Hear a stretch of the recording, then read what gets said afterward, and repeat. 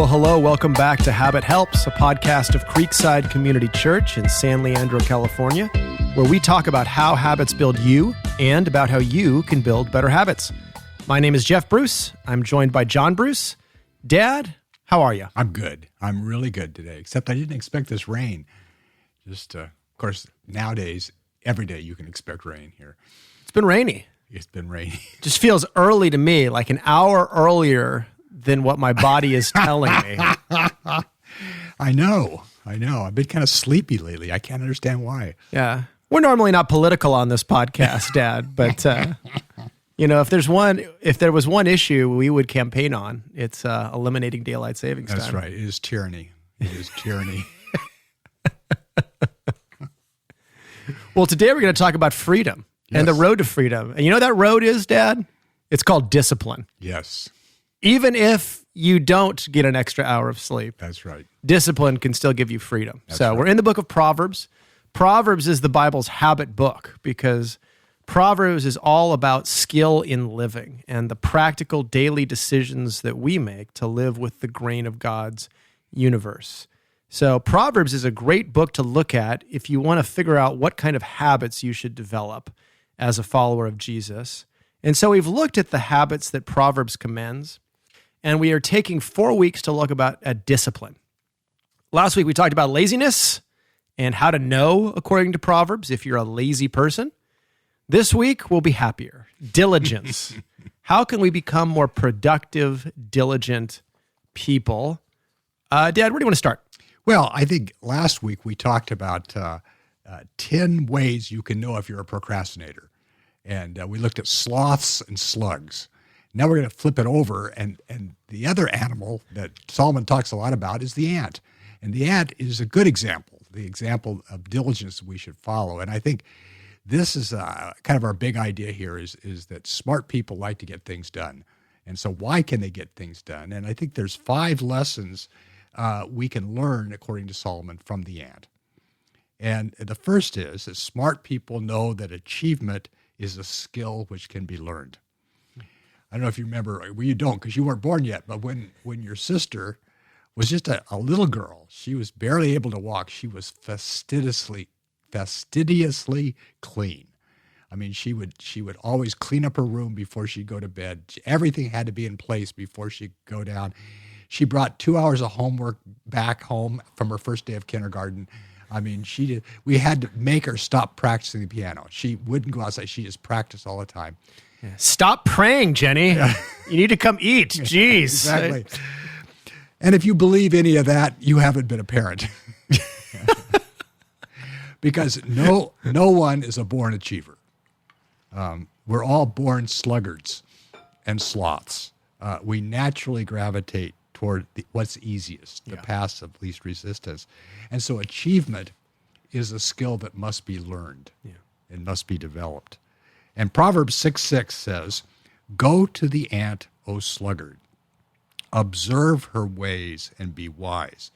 And to me, that is hopeful for all of us sluggards, because it tells us achievement is something you can develop, is something you can learn. I was an inveterate procrastinator for most of my life. I learned early on that I was smart enough to wait till the last minute to get things done. I would always put things off, and I tell myself the lie that most procrastinators, I need the pressure. And so as a result, I never got things done as well as I could have. I was always a B student rather than an A student. I'd put things off. I wouldn't practice my flute until the day I had to meet my teacher. It was just all those things. And then I married Lori, and she is just the opposite. She is the most diligent person I know. One of my earliest memories of our marriage was laying on the couch watching NC2A football on a Saturday afternoon while she was vacuuming. And I just felt guilty because she was always working on Saturdays while I was always crashing and watching TV. And she's always very nice. She said, "Oh, don't worry about it. Don't worry. I just like to do this." But being married to her completely changed my appreciation for time and effort. And then the big thing I did was I finally, at reading through Proverbs, began to memorize the Proverbs on diligence and the great prophet was. And I'm still not as diligent as I'd like to be, but I'm certainly a lot different than I used to be. It's interesting that God gives an example from the natural world. Yeah. It's like you can just observe based on animals, Yeah. right?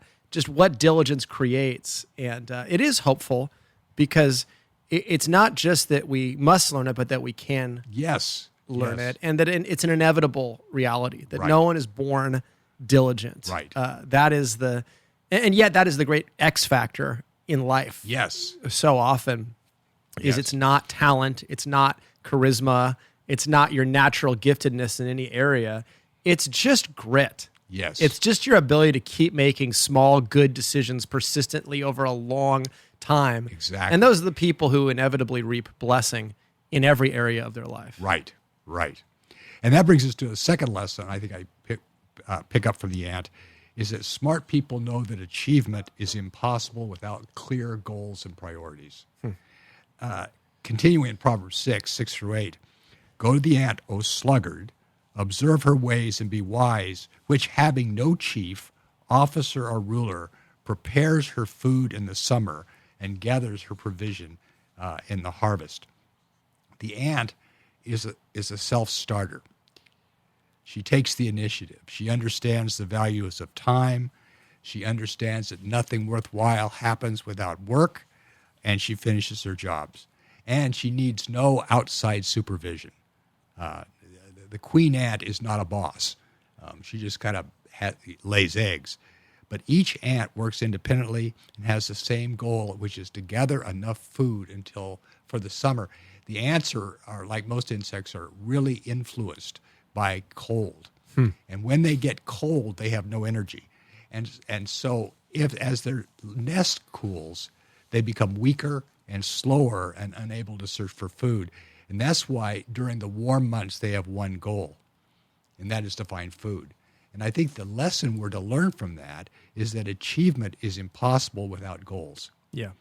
Proverbs 16:26 says, a worker's appetite works for him, for his hunger urges him on. So if I'm not hungry for something, I have no motivation to achieve or to work. I'm easily distracted, and I lose interest in doing what I should be doing. Yeah.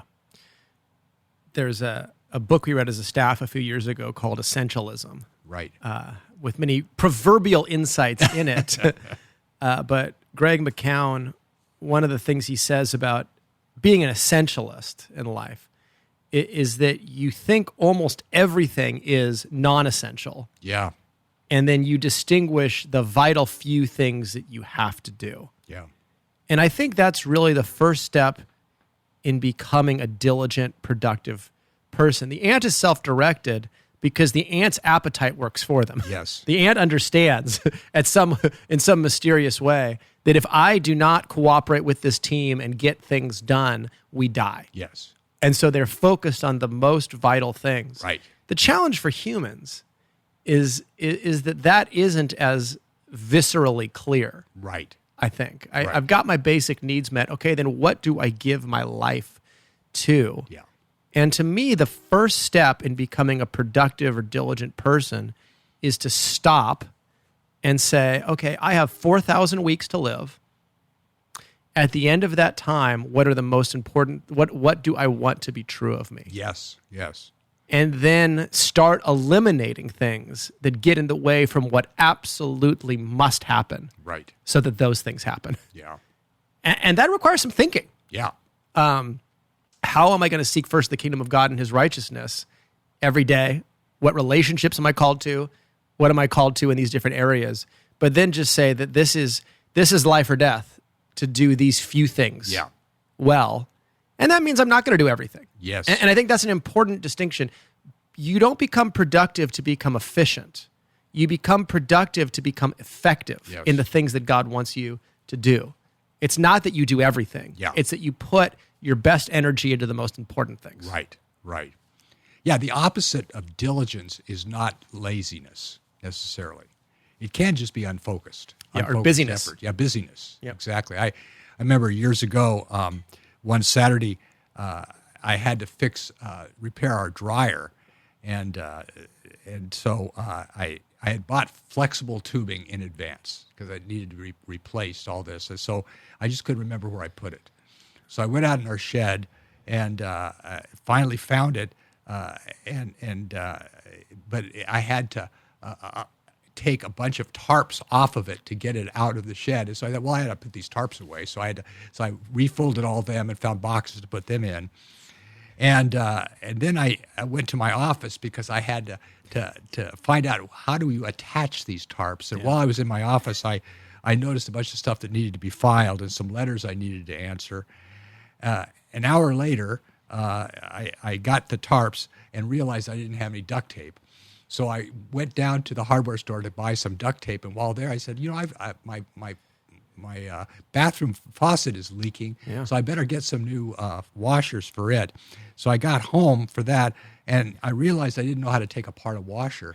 So I watched a YouTube video on how to take apart washers, and that was no good. But then I realized while I'm sitting at my desk that Lori's sale tax on her business is due. I got to get that done today. So I did that and got all that taken care of. But did you first watch 45 minutes of awesome YouTube videos? Not yet. All right. Yeah. I was undistracted. I was working hard. That's good.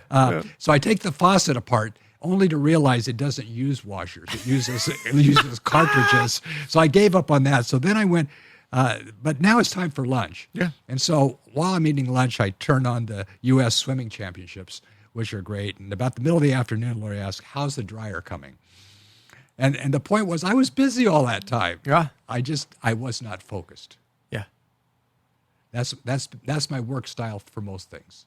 I work until I get distracted and bored and want to do something else. Yeah. Rather than working to completion. And that's what impresses me about Jesus and Paul and other people of God in the Bible. Jesus said, I have finished the work you've given me to do. Yeah. Paul says, I've fought the good fight, I've finished the course. And that wise people finish what they start. One of the lessons that a coach taught me, actually over my sabbatical, is he said that exact line from Jesus, everything you have given me to do, I have accomplished. Yeah. And he said, how many years was Jesus' public ministry? Yeah. 3 years. Did he spend time with every person he could? Did he do every potential thing he could have done? No. But he was so clear on what the Father had given him to do, he could say that. Yeah. And he said, really, our goal as followers of Jesus is to discern and define the things the Father has actually given us to do. Yes. And then to do them with all our might. Yeah. And that was such a good lesson for me, because it helps to view life then in terms of trade-offs. Yeah. In terms of productivity. Yeah. Is that all the energy I invest in one thing is energy I could have invested in something else. That's right. And so it's never just, should I do this thing?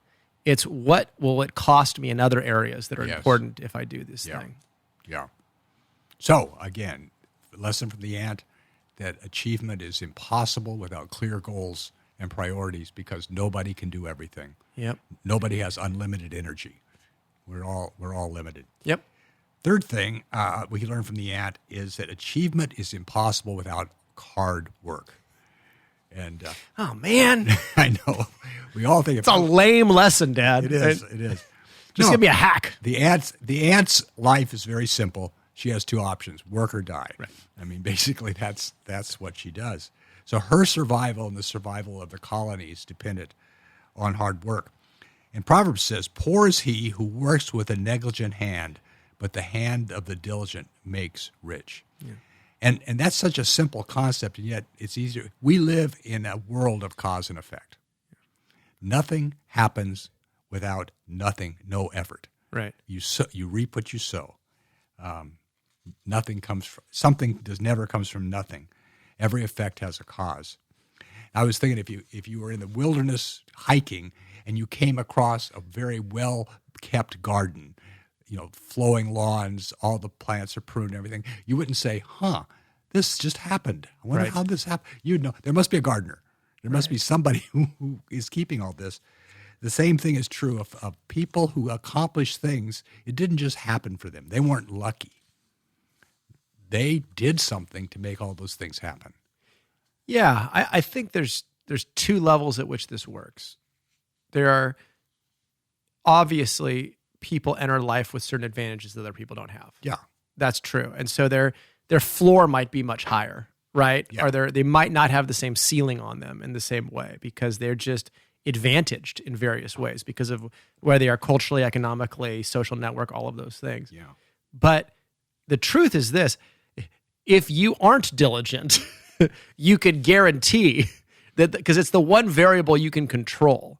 And then when you do get unexpected breaks, it's the diligent people that benefit the most from them. Yes. Right? So it's like, even if you don't have the best breaks in life, this is the one variable where you can ensure the most likely road to blessing. Right. I think that's an important distinction to make, because it doesn't mean that everyone's going to end up in the same place, because there's all sorts of variables out of our control. But the one variable that we can control is the effort we exert on the right things every day and growing in diligence and discipline in them. Yeah.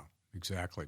Yeah. No, I noticed one day, just all the times it talks about the things the sluggard craves. And yet they live in a world of wishful thinking. Yeah. They never have connected what they want with work. And so they hope, well, someday my ship will come in. Someday I'll find the right job. Someday I'll find the right wife. Someday my boss will finally notice me, or I'll stumble into the job of my dreams, or I'll have this great idea, something like that. Sluggards have lots of desires, which they believe they can get without making the effort. They've never made the connection between work and achievement. Yeah, it's a very romantic way to look at life. Yeah. Just that this thing is going to happen for me and things are going to break my way. And it's powerful because so many movies start with that premise that this incredibly unlikely thing happens and that I'm in this totally new situation that I didn't expect. And wow, that's exciting. And it kind of gives you the illusion that that's how life generally works. But the story of the diligent person's life is kind of a boring story to make a movie out of. Yeah. It's just made wise decisions over a long time and reaped the rewards over a long time, But in terms of a life that really pleases God and honors Him and that's flourishing, the problem with that romantic kind of thinking is that you're reliant on some huge cataclysmic thing to happen in your life for things to change. Yeah.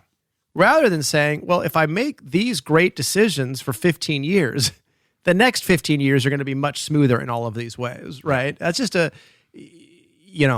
we are not primed for long-term thinking in our culture. And that's part of the problem is that we have a lot of forces acting against us thinking in ways of, I'll put off the immediate, put off the urgent. This is what'll benefit me in 30 years. Yeah. That's not what kind of the media ecology we live in primes us to think about. Yep. Right. No, that's good. No, that reminds me of Proverbs 13:11. Wealth obtained by fraud dwindles, but the one who gathers it by labor increases it. You can get wealthy through fraud, through cheating, but getting it and keeping it are two different things. Yep. And what you want is you want to be able to keep what you make, which only you need the blessing of God. Right. And God blesses honest, hard work rather than fraud. Yep. And another one, Proverbs 20:21, inheritance gained hurriedly at the beginning will not be blessed in the end. And the idea of businesses that are suddenly successful and then become victims of their own success are legion. They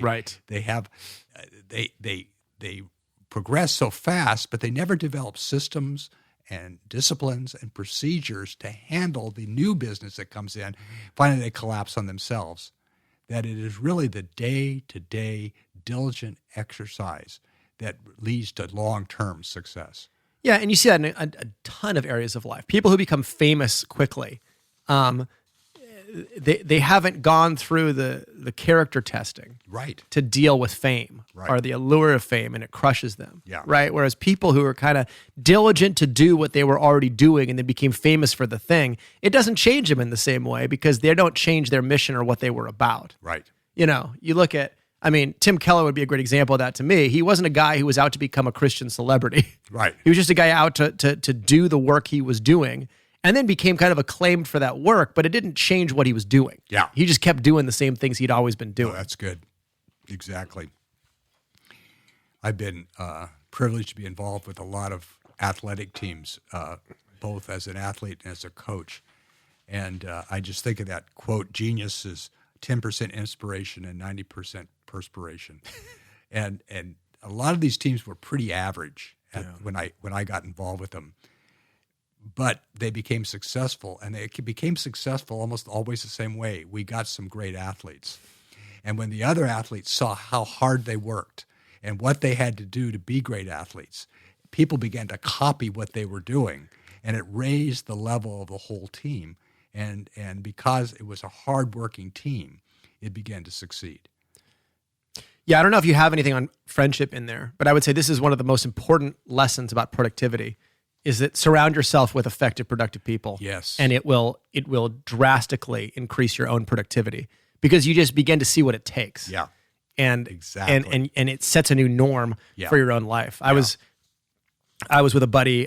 We were for his 40th birthday. A bunch of us got together, went to spring training. But all these guys do CrossFit, and I don't do CrossFit. And so they said, hey, one morning, let's do a CrossFit workout for time. And I've never done CrossFit in my life, But what do I say? Well, yeah, I'm not going to be the one guy who doesn't do it. And it was brutal, this workout for time. And it's the hardest I've worked out in 6 months, probably, this workout, right? I mean, I was on the ground almost throwing up afterwards.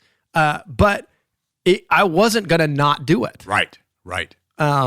Because I'd have to live with myself for the rest of the day saying I'm the guy who said, oh, I'll work out. No, I don't want to work out. I didn't want to live with myself there. But it's amazing the things that you will commit to do if the standard is do this or normalize that. Yeah. And that's true for, I think, productivity in our own lives and how we manage our time, how we schedule. If you're around people who are really intentional with their time, you will start to treat your time as more valuable.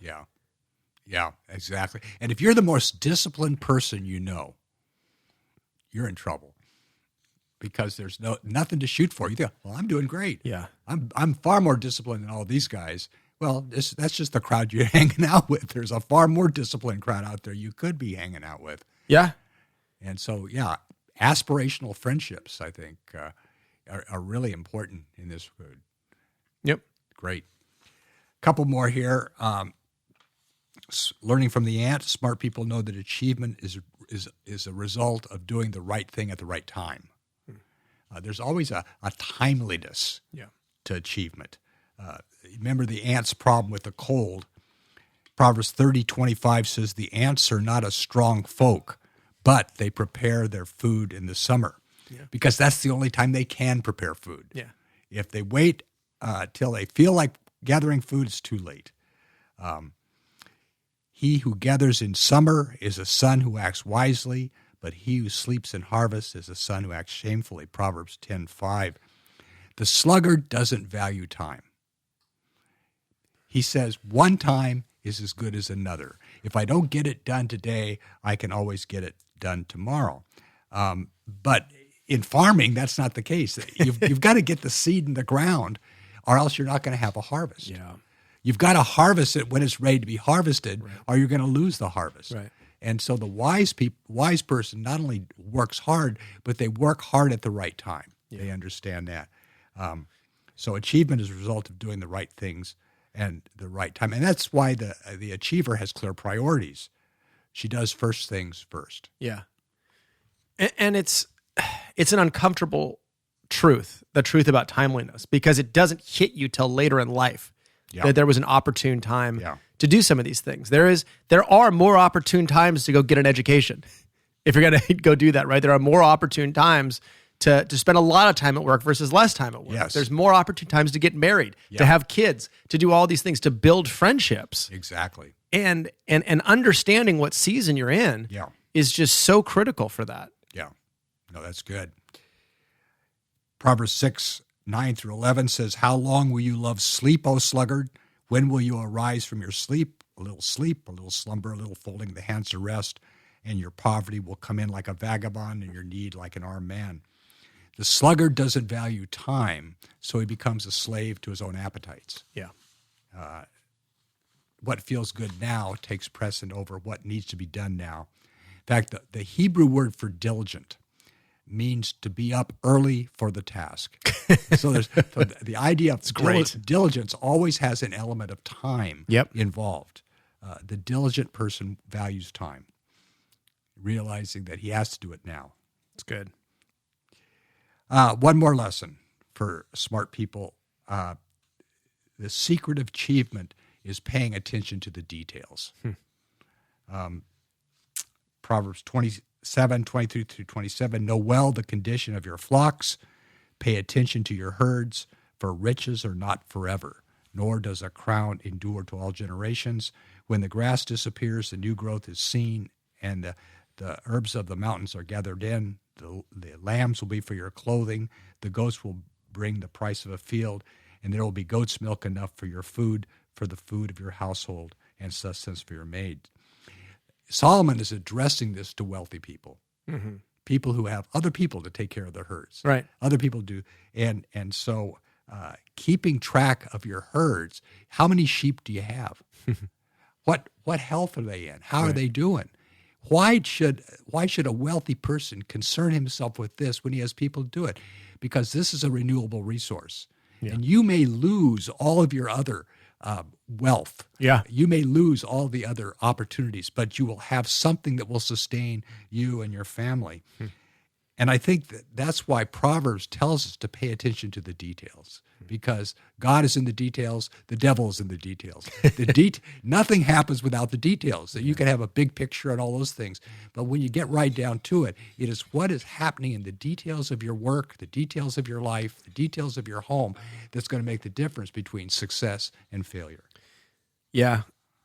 Sweat the small stuff. Exactly.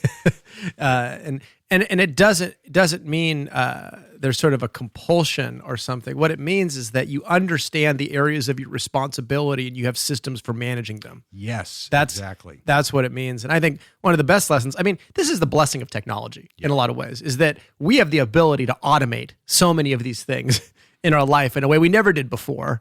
In terms of paying bills, investing money, being generous. So financially, we have privileges now that just people couldn't fathom, a generation ago in terms of that. And then I think with time, having rhythms to manage and block out your time and plan your time, I think one of the most beneficial practices for Cashel and myself is to have a weekly check-in to say, here's what's coming up for the week. Here's what needs to get done. Here's how we're going to schedule our time. Here's how we're going to plan it. Because if we don't, what we want to do will get sabotaged inevitably. It will. Inevitably. And that's good. No, you think about how many plane crashes are the result of negligent management or negligent maintenance. A missing bolt. Or Boeing. Yeah, or Boeing. Yeah, exactly. If you watch sports, how many games are lost because of one missed assignment? Yeah. The point is that it's the little things matter. And I find so much, I see God's leading in my life when I look at the small little issues in ministry. Is this getting done? We need to improve this. We need to change this to get done. And it's God leads through dealing with these details, I find, more than the big picture often. Yeah, small incremental improvements. Exactly. Attending to your flocks, all of those things. Well, I think it's, again, back to the romanticism point, it's always more attractive to move toward the shiny object. Yes. What if we had this vision and launched this huge new initiative or ministry or program to reach the community? That always sounds romantic in the vision stage. Yeah. Now let's break it down into the 52 steps that need to happen for us to get there. It's not romantic anymore. Yeah. And if I follow those 52 steps, there's 52 other things I can't do now. Yeah. That's because I'm going to be doing that instead. Yeah. And as long as you're living in romantic vision world, you're not dealing with the realities of how little time you have to get things done. Right. No, that's good. Really good. That reminds me of Proverbs 21:29. A wicked man shows a bold face, but as for the upright, he makes his way sure. Yeah. It is making your way sure by paying attention to the details. What must happen for us to accomplish this? Yeah. What must happen today for us to accomplish this? And that's where I put my attention. And then over time, as you say, little incremental steps add up to big changes, as opposed to coming up with a new vision every year because we never got past the vision stage last year. Right. Yeah, or you never follow something through to completion, so you don't know if it works or not. Exactly. If you're always saying, I'm going to follow this thing in my life, and then I get halfway through my education there, or halfway through this program here, or halfway through this thing, you never know. Yeah. Because you never worked the thing to failure. Exactly. And that's a really important step. Yeah. Is that's how you learn, is you work the thing all the way through. Yeah. And then you do it. Yeah, exactly. Yeah. Good. Well, I think those are some lessons we learned from the ant about where real achievement takes place. And that's all I've got for today. It's good. Verse as we close here, Paul says in Ephesians 5, look carefully then how you walk, not as unwise, but as wise, making the best use of the time because the days are evil. Yeah. Time is not neutral. Satan is trying to sabotage your time all the time. Yeah. And one of his key tactics is diversion, distraction. Yeah. If he can get you diverted and distracted, that's just as good as some kind of huge failure in your life. Yeah. Because it just means you're focused on trivial things rather than the most important things you could be doing. And so we just encourage our listeners, remember, you have 4,000 weeks to live, most people. A lot of us have less than that, right? I've got about 2,000 weeks. And so it really helps to view your life that way. Time is so much more valuable than all of these other resources we think of. Yes. And so value your time. Yeah. Value it because it is so precious. And that would be my exhortation. Good. Heard a guy say yesterday, Satan's goal is to destroy us. But if he can't destroy us, he'll distract us. And we'll destroy ourselves. And I think that's a great word. It is, and I'm going to end on it because it's a better word than I had. So thanks, Dad. Thank you, listeners. We got a lot to do today, so we're going to go do that, and we'll talk to you again soon.